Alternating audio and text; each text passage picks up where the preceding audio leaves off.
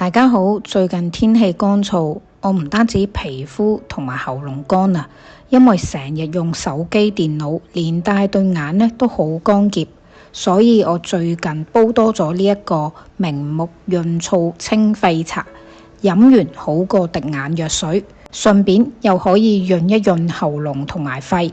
呢個茶飲只需要3樣材料，非常易煲。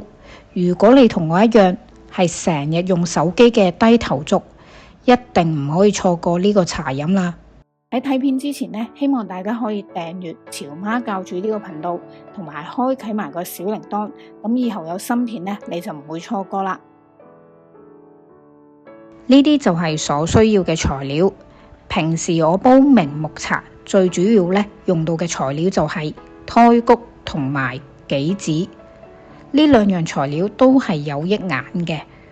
但係因為最近轉季，天氣乾燥，喉嚨呢好易乾，好易引起咳嗽，所以我特別加咗羅漢果一齊煲呢一個茶。除咗可以明目之外，仲可以潤燥清肺止咳。用水洗乾淨呢3樣材料。羅漢果味甘性涼，可以化痰止咳、生津止渴、清肺潤腸。菊花味甘苦性微寒，可以清熱降火、平肝明目。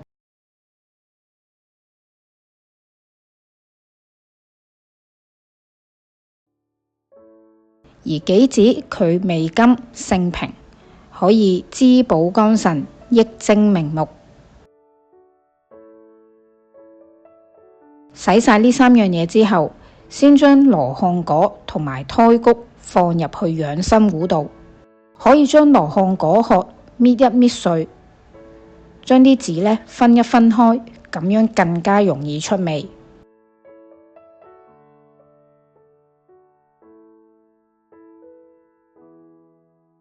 加水，煲30分鐘。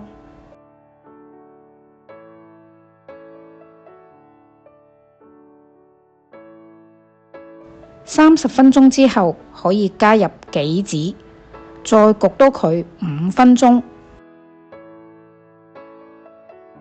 飲嘅時候可能會有啲羅漢果碎或者係菊花碎，你可以過一過篩先至飲。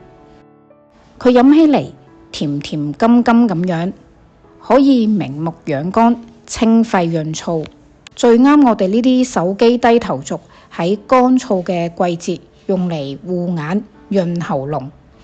雖然呢個茶飲好有益，但係都有啲人呢唔啱飲嘅，就係啲脾胃虛寒、感冒、寒咳或者係月經期間嘅女性，仲有孕婦都唔適合飲呢個茶㗎，大家要注意下啦。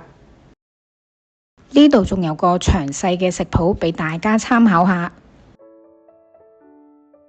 鍾意呢段片嘅話呢，歡迎大家按讚、留言同埋分享。